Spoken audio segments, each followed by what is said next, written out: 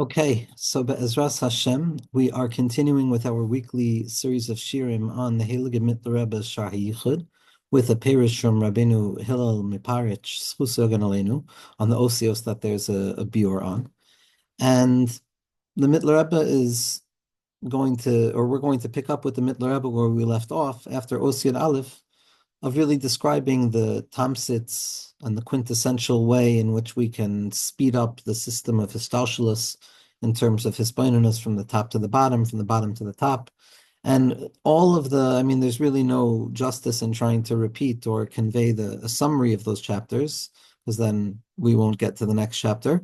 But suffice it to say that we're holding by the Tzimtzum, we're holding by trying to better understand the secret of how this very smooth, impeccable interface between the infinite and the finite, between that which was before and that which is after, between that which is in principle and that which is in expression, and all of the various metaphors that we can typically use to describe those two sides of it all.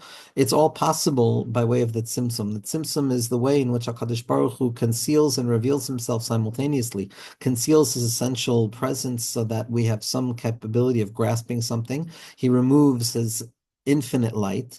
And in that place, in that voided space, human consciousness and the possibility of space begins to take shape. Human consciousness as the bottom point, which is the purpose of the whole thing, but ultimately the entirety of the Seder HaHishtalshelus, from Adam Kadmon to Atzilus to Bria to Yetzirah and Asiya, and all of the quick maps of Malchus to Keser and Chachma to Malchus that are present in all of the long, short paths of, the short, long paths of Hisbonenus. And now, the Mitteler Rebbe is going to describe this phenomenon of Tzimtzum, this impossible revelation, which is a simultaneous concealment for the sake of revelation. Zok the Heilige Mitteler Rebbe. Now we must try and understand that first tzimtzum, that first act of contraction that HaKadosh Baruch Hu did in order to remove and conceal his infinite light so that something other than his presence can take shape.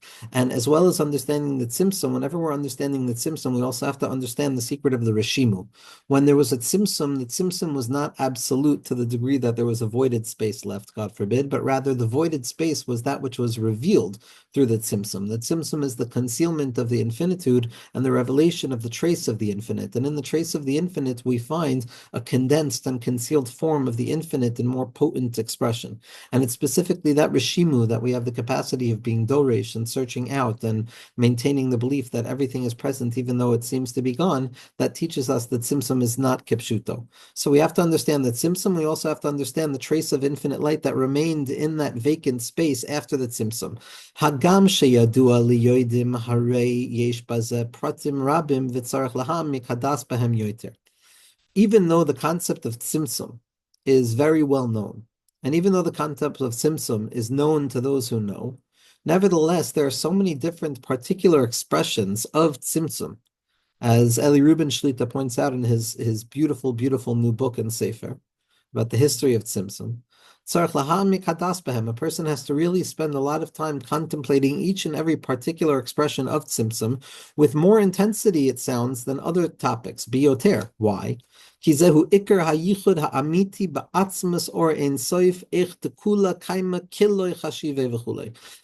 the contemplation of the tzimtzum itself, which is where a person encounters the truest form of the unity of HaKadosh Baruch Hu's expression, where one comes in contact with the essence of the divine light, so to speak, to the degree that everything is revealed to be as if it is not in the face of God. By way of contemplating the tzimtzum and coming to the ultimate recognition that all tzimtzum is only mitzidenu, it's only from our perspective, and even the Or Ein Sof that we know is not the essence of God, but rather the first instantiation of godliness that we can possibly begin to conceive. Even that is always present. We can't begin to say that, because the essence of God is always there, we can begin to speak about Tzimtzum as if the Or Ein Sof, even though it's not the essence of God, it's the essence of His light, we can begin, God forbid, to speak loosely about it and say that, no, we can speak of a Tzimtzum there. No, Chas v'Shalom, Ani Hashem Lo Shinisi is Kai on the Or Ein Sof of HaKadosh Baruch Hu as well. And that never changes. It never stops. All tzimtzum is mitzidenu. The infinite light of HaKadosh Baruch Hu, which is fundamentally and inherently and possibly paradoxically connected to concealing of and revelatory of the essence of godliness, which never enters into conversation. Understanding the tzimtzum is that point in which we're going to come to the deepest forms of awareness. And once we understand the nature of the Rishimu, we're also going to begin to understand the entire Seder of Hishtalshalis, the entire unfolding order in which all of the worlds take shape, because the Rishimu, that irreducible trace of infinite light that was never removed, but rather is revealed after removal of all that is gone, which is the secret of Malchus to Ein Sof Kavyachol. In that place, how it's the beginningness of all of the Gilui of the Kav, and how the Kav is ultimately, even though it comes after the Tzimtzum, it's revelatory of a light that precedes the Tzimtzum itself.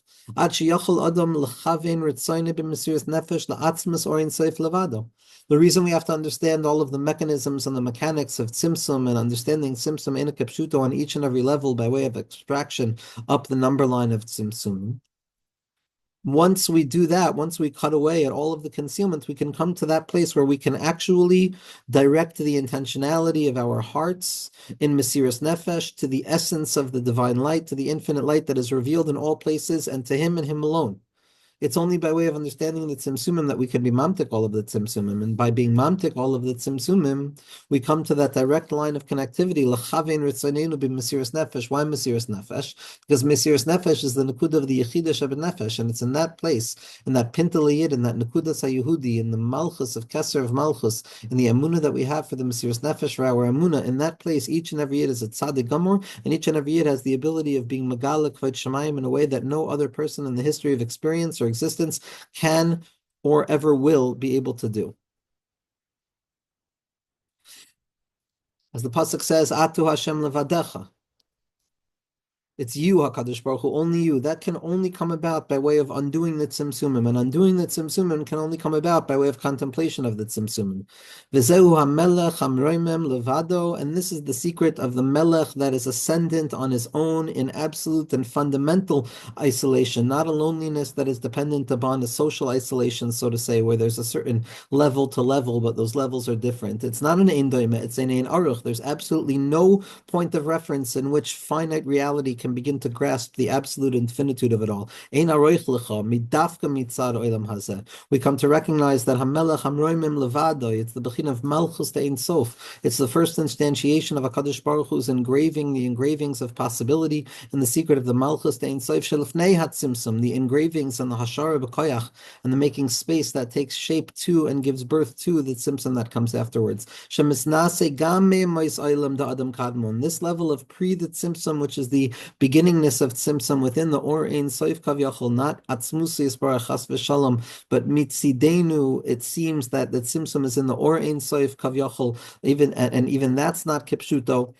But it's a light that's misnase gamim moisayim. It's higher than the worlds of Adam Kadmon that come about by way of the Kav as it re-enters into the Halal. Shenekra Yamei Kedem. Yamei Kedem is Adam Kadmon in the worlds of Atzilus, Bri, Yitzir, and Asiya that come about afterwards. But Hamisnase gamim moisayim is the secret of the origination of the Tzimtzum prior to the Tzimtzum of the Olamus of the Malbish. V'zehu Hashamayim b'bechinas soiviv haklali, the secret of Shamayim, the ascendant heavens, which represents that capacity and quality of the infinite light to perpetually surround the mind by way of a makif, by way of that which cannot be conveyed into processed information. Sha'achar HaTzimtzum, that remains even after the Tzimtzum. V'shmei HaShemayim, what Shmei HaShemayim shelifnei HaTzimtzum, that place beyond the Tzimtzum itself. Lo yichal kalecha, before the Tzimtzum, after the Tzimtzum, none of them have the capacity of grabbing hold of even a shemetz or a nekuda of the essence of HaKadosh Baruch Hu. Gam b'bechinas kli l'kli, it's not even the vessel of a vessel. It's not the galif galife b'tihiru ilo. It's before that. It goes up to the highest place, even prior to the entracing of the traces, like we spoke about yesterday, the galif gelufe b'tihiru ila v'daila maven, and a person has to understand this well. The only way that we can get beyond all of the even beginningness of the beginning of the entracing of the traces of the Tzimtzum, which is the glyph, the gelufe b'tihiru ilah, even that place, the only way we can get there to reach upwards to that place of Ato Hu Elokeinu, just HaKadosh Baruch Hu b'chvoidoi v'atzmo kavyachol, it's only by way of contemplation of the Tzimtzumim, the Daila Maven, and a person has to come and understand this.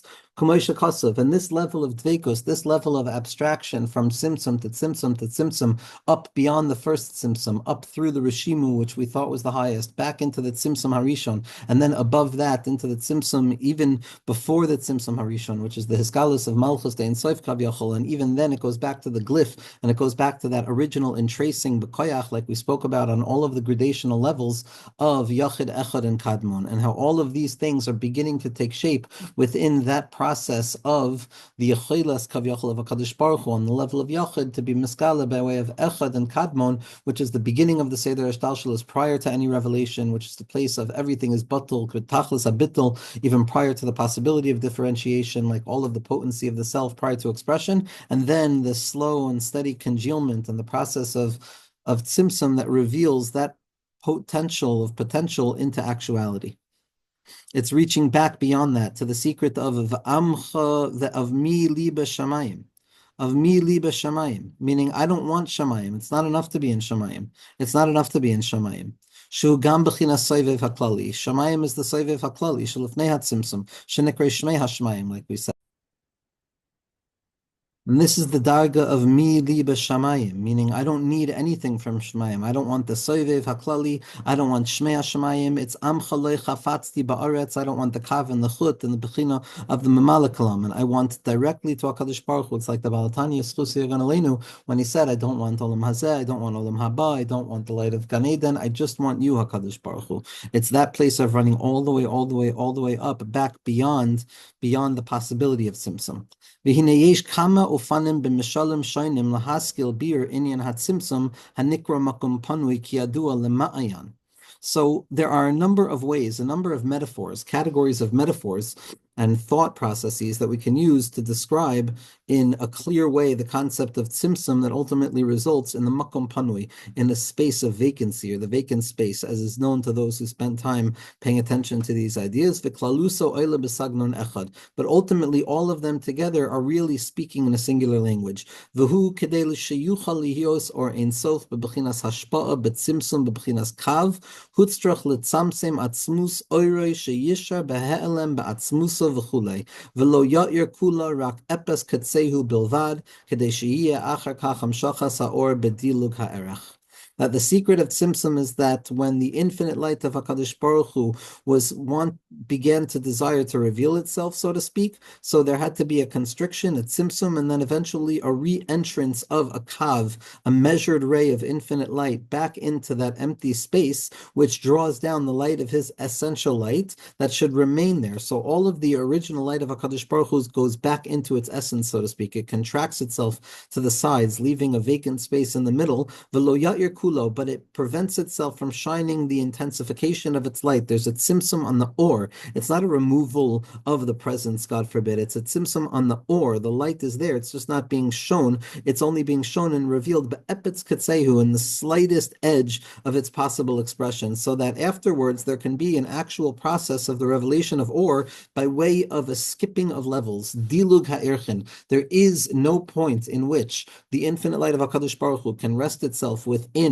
finitude unless there is a dilug ha'erchin. There's the derech of ilah va'alul, there's the derech of cause and effect, which ultimately will never reveal itself in the finite positioning of this worldliness as being the point in which HaKadosh Baruch Hu's essence, so to speak, is revealed. There is no point through the Seder of Hishtalshalos that we can come to the miracle of this worldliness, of the Dir B'Tachtonim, to continue to contain the essential absolute infinite light of HaKadosh Baruch Hu. The only way to do that is bedilug ha'erech, to jump beyond the number line, to break the order of cause and effect, or fair and unfair, and the rules of logic, and to break it and to utilize the law of the middle, of non-contradiction, and to wear it as the crown, to say, no, it's above and below at once. The infinite somehow, some way jumps levels, and it reveals itself fundamentally within the finite, and the finite is not negated in the absolute presence of the infinite there. It's the secret of aniva ayin b'vasachas. It's always by way of a dilug ha'erech. All of the tzimtzum, all of the Seder Hashtalshalos can lead us up to a singular point at which there needs to be a dilug ha'erech. There needs to be a mesirus nefesh, a jumping beyond the logical conclusions and entering into a place lamala mitam v'das. V'hareza kamashal or seichel amuk v'rachav sheba'atzmus hamashpia. And a mashal for this, the first mashal for the infinite light prior to the tzimtzum and the process of the tzimtzum so that the infinite light can be revealed, is like the process of the light of a profound wisdom that is deep and wide within the mind of the mashpia, within the teacher of Torah. Shekedei sheyimshach mimenu lemekabel habilti erech elav hutzrach hamashpia laha'alim ba'atzmo kol oimek hasagaso v'lo yisharak b'chinas roishem kenekuda echad b'chol ha'oimek v'harechev. A good example is a mashpia who has so much wisdom in their mind, so much to convey, that tzaddikim who have so much to give us, and ultimately because they know that the receptacle or the vessel of the individual, the student, does not have the capacity to grab hold of the potency of the idea, is not capable of understanding the introductions and the conclusions and the process in which those ideas develop and the place from whence those ideas emerge and how the idea forms and the freedom of the idea, that space that comes directly from the minds of the mashmiim, from the minds of the tzaddikim, that has to be concealed so that there can be some element of revelation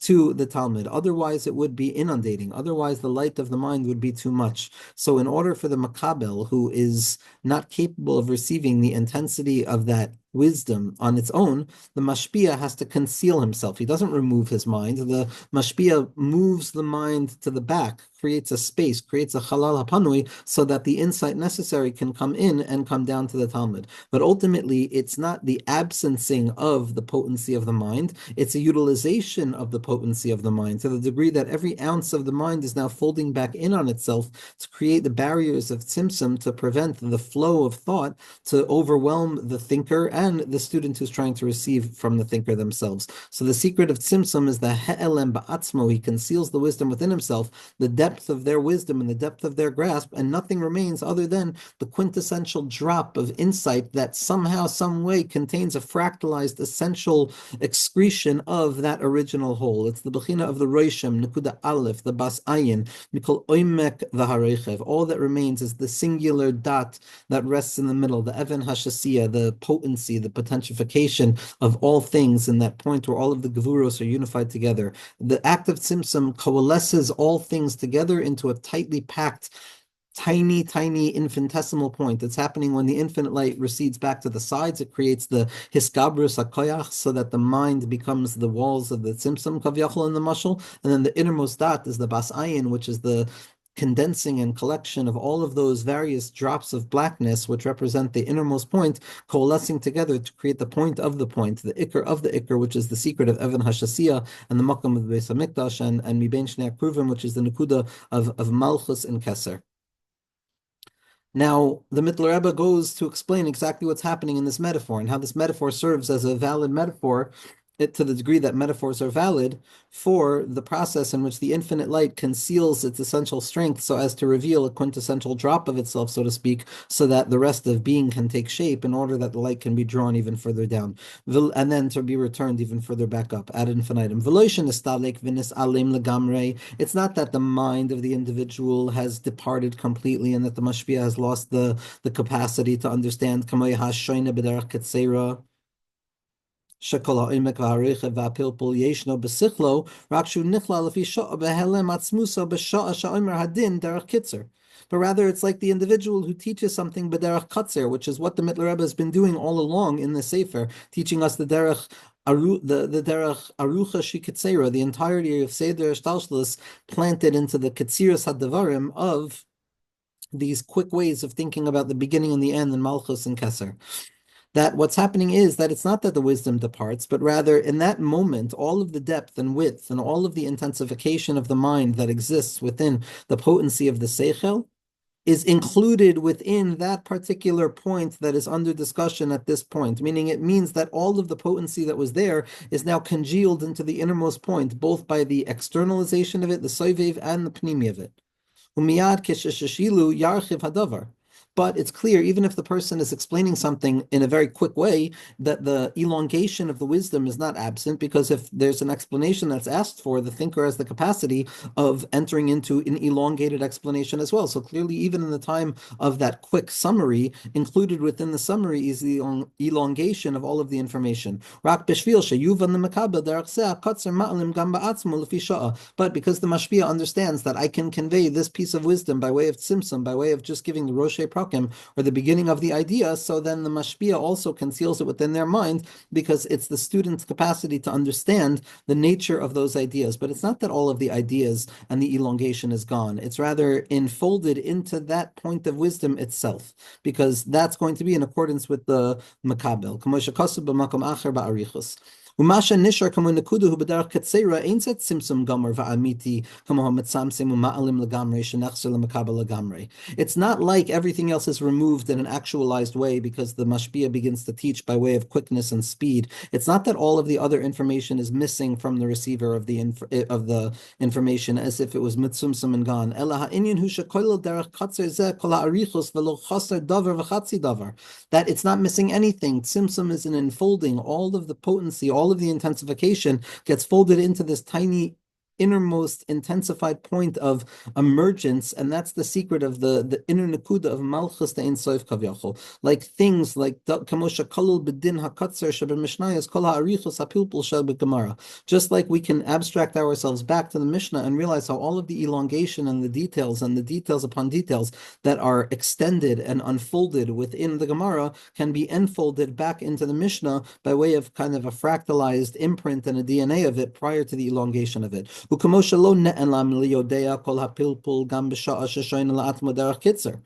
And it's exactly like the fact that even when a person is teaching b'derech kitzer, it's not that they're lacking the elongation of the wisdom. It's all still there. It's just contained within the expertise and the strength that's needed to be mitzamsem down to that derech ha-kitzer. Shenimsa sheyidiyaso ba'arichos makefes behe'elem koil hizgalus ha-kitzer. That in truth, what it turns out is that his expansive knowledge, the infinite light, so to speak, of HaKadosh Baruch Hu Kavyachol, or the expansive knowledge of the mashpia in the mashal, is actually surrounding by way of concealment any revelation of any quintessential drops of wisdom that come down afterwards. It's not like forgetfulness where the information is absent and a person has to retrieve it. It's always already present, waiting to be revealed within the mind, or in Seif Mamish Kavyachol. All of the idea of a person has the capacity of being enfolded in this particular point that is under discussion, as is explained at length in another place. So that's the first mashal. The first mashal is mitzad, the mashpia, that the infinite light is like the seichel of the mashpia, and just as the mashpia has to condense the information and the knowledge and the depth of knowledge that is inherent within the knowledge of the information, so as to convey it to the student in a reasonable way where the student can receive it in some formidable, organized way, the mashpia has to be mitzamsem rov of their chachma in order to convey the quintessential drop of wisdom that the lower level is capable of receiving. But it does not mean that all of that information is now gone, God forbid, but rather all of the potential and potency and the bustling energy of every possible thought is contained within that innermost point of the particularized thought, so that all thoughts are folded into that thought, to the degree that if you were to bisect it and dissect it down, you would come to find the potentiation of all possible thoughts hidden within that thought, to the degree that every single thought is just the coalescence of the innermost points of every other possible thought, to the degree that it becomes the particularly thought point. And then when something else is thought, it dissipates. It's very quantum. And so that's the first one, that the light is not gone, the wisdom is not gone, it's ever present. Oifen mashal beis. What's the second mashal for the tzimtzum? Mechayas hanefesh beguf. So we explained it in the mind, in the gar, in the mind of the individual, and now the Mitteler Rebbe is going to explain it by way of the vitality of the body in the midos, because the mind conveys what the body cannot convey, and the body conveys what the mind cannot convey. There's a mila to the moichin, and there's a mila to the midos. There's a mila to the moichin to the degree that it can be understood by way of transcendental abstraction, and there's a mila to the midos that it can only be understood by way of subjective experience. And so both territories, by way of the mashal, are going to be conveyed, because like we said, when the tzaddikim are giving mashalim, it doesn't mean, here's a nice way to think about it. Embedded now within the mashal is the fact that the Mitteler Rebbe used this to describe the secrets of Tzimtzum, and then the mashal is nesapich to the nimshal itself, and a person can learn the mashalim, and it becomes the framework in which HaKadosh Baruch Hu is miskal himself to the mind of the individual who's thinking by way of the secret of the seichel, the maskil, and the muskal. The second metaphor is the vitality of the soul within the body. It also turns out to operate in this way. What's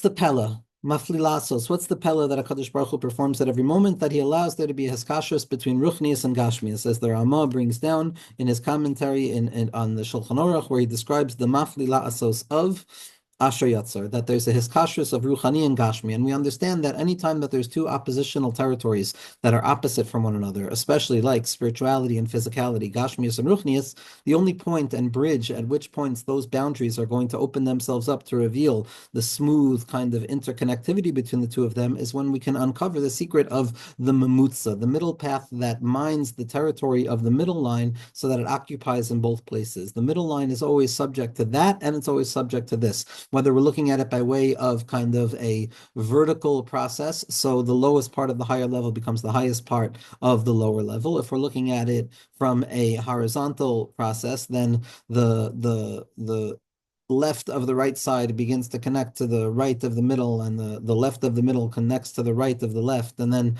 that's how the extensions go on in that sense. But nevertheless, there's always going to be a middle path that bridges the gap, that serves as that point of convergence of impossibility, where that which is separate expresses itself in difference, and it still continues to maintain itself.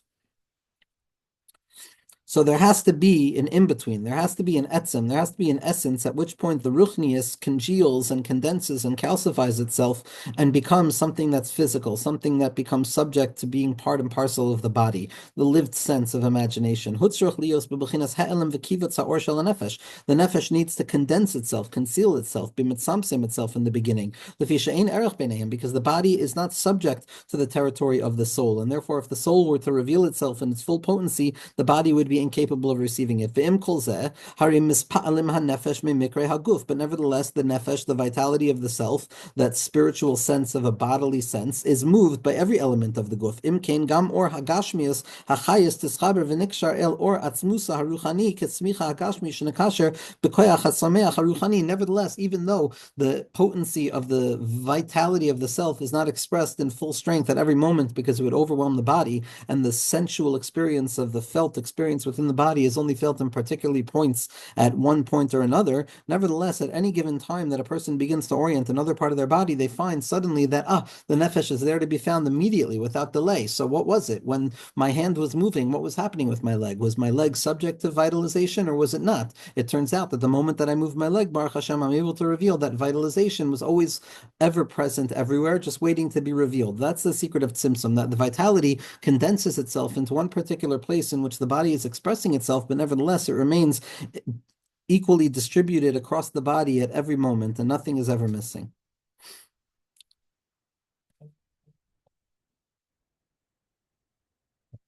And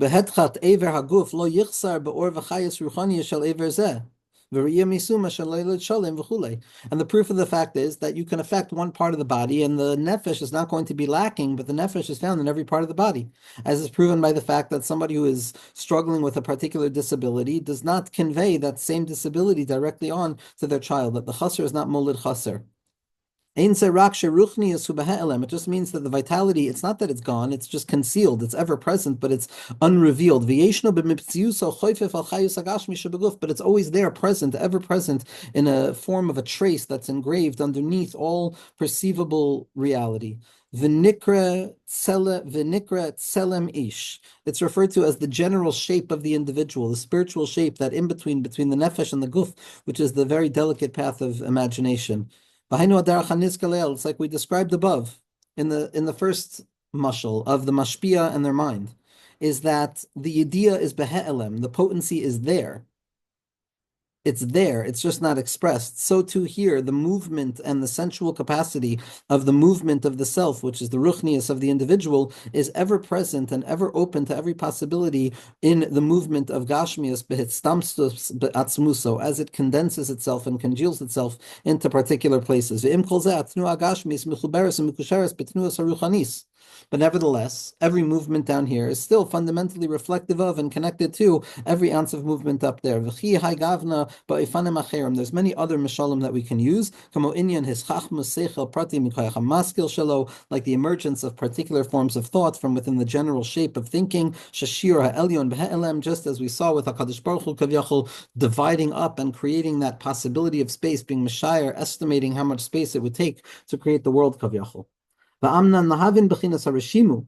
But that's all with regards to the act of tzimtzum. When there's an act of concealment, and the act of removal doesn't actually mean anything is removed. It just means that it's concealed by way of pure possibility at every moment, always ready to be shown and revealed. It needs bila, and even though at that point it doesn't have the possibility of having all of the requirements of or, nevertheless it's ever present at every moment, and therefore it's as if it's already done.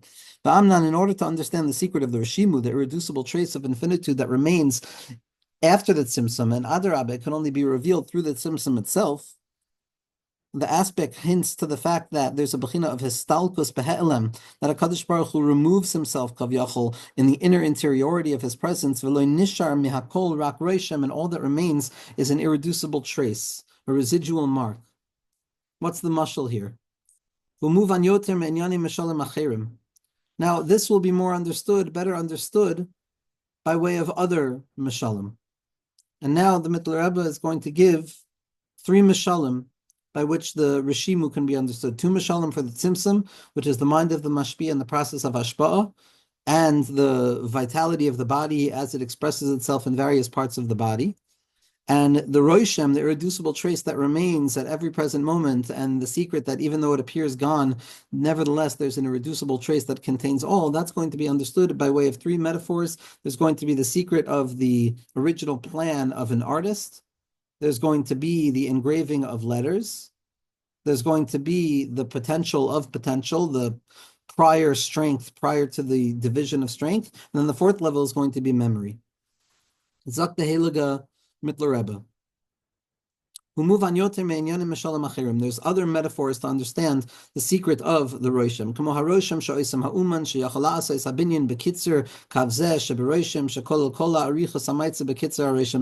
One of the secrets of the Roshim is how this tiny irreducible drop still contains the all in a fractalized way, is the secret of a blueprint. A blueprint is a very specific specs of the future binyan and the future building, but nevertheless it contains within itself, by way of miniaturization, the secret of that which is far greater than it, but it still has the correct measurements. That's one thing. There's the blueprint model, which is a very slight expression that contains the all. Or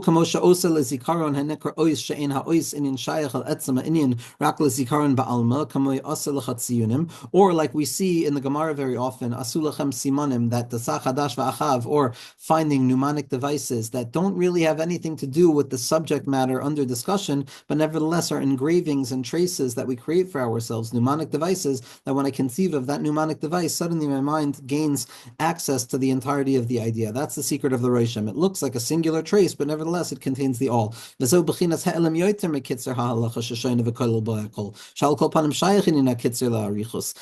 Tzion, it's a far greater distance than what we saw earlier in the Tzimtzum of the Mashpia. In the Tzimtzum of the Mashpia, he's condensing the wisdom that he has, and he's still conveying a semblance of wisdom. In the Tzion and the Roishem, there's no semblance of wisdom within it. It's not even a kitzer. It has to be understood by the individual who made the Tzion.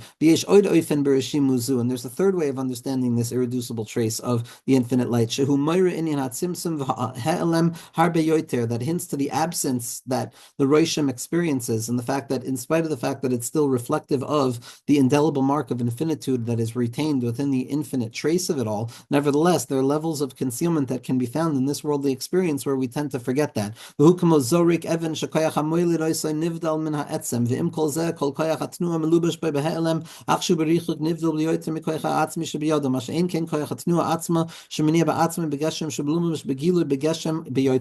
And if we're comparing the derech of the mashal of Tzimtzum by the mashpia and the secret of the tziyunim, so then let's go head to head. So let's look at the original mashal of the chayis haguf and the tnuas haguf. So in the Tzimtzum, so mitzad the Tzimtzum, the tnuas haguf is always containing all of the vitality available to it at any moment. It's never lacking. From the tzad of the Roishem, it appears that something is actually lacking. It appears that it's disconnected. It's not like the vitality that expresses itself and courses itself throughout the self. It's rather the potentiation of strength that I gather up and I throw a rock, and the rock is no longer revealed to be connected to my hand, but nevertheless, in a hidden way, it's still only continuing by way of the koyach of my koyach. It's a far greater level of concealment. Again, the tzimtzum mitzido yisbarach kavyachol, from our perspective, can be referred to as the tzimtzum is not kipshuto. Mitzidenu, it's the roishim, which is a deeper form of tzimtzum, which is where we have to be doirish, the dorshe rishimus. That's the third level. ויש בחינת הלם יותר גם מזה שדומה לעניין הרשם לזיכרון לבד.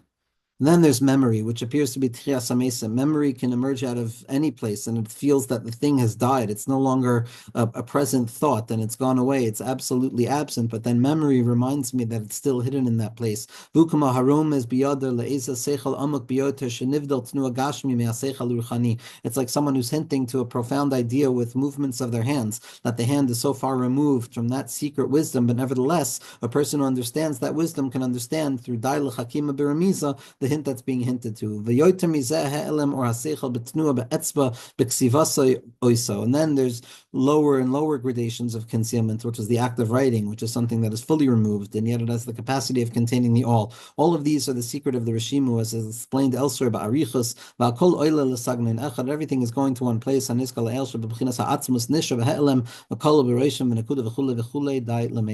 Ultimately, everything is coming to teach us that in spite of the fact that there appears to be a removal of the essence of things, the essence of things is always already present, hidden, and fully contained within the Rishim and within the space of absence. It's just going to be the gradational shapes of concealment and revelation in which we apprehend it, conceive it, and move through it, Be'ezras Hashem.